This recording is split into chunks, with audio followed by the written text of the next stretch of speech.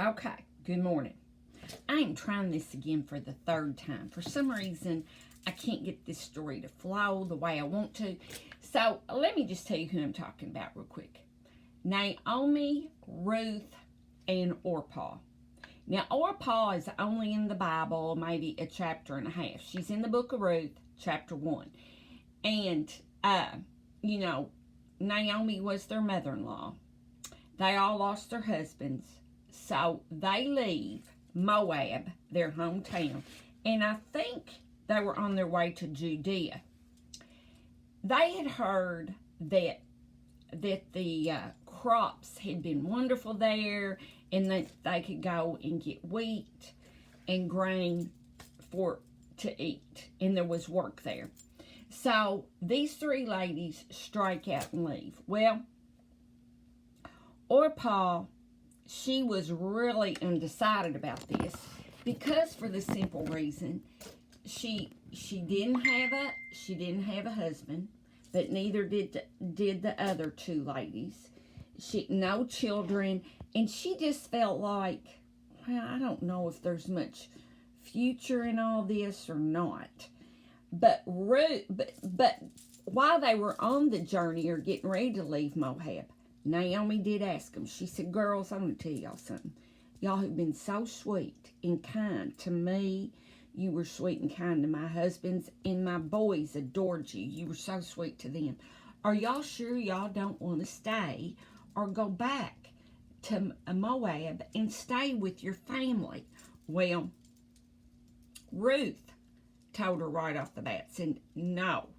And Naomi, we're going with you. We want to be with you. But Orpah, she had this other thought. She decided, no, I'm going back home. I'm going back home. So there's one reason. There's more to this little story, but that's one reason you only see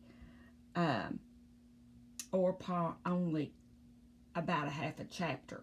Because if she had gone on and taken a different road, there might have been another blessing. But she chose not to. And that's kind of the story here, is that sometimes we need to listen before we turn back or before we go forward, however it is. But Naomi did what she felt was right for her. Now, there is one little other part to the story, whether it be fact or fiction.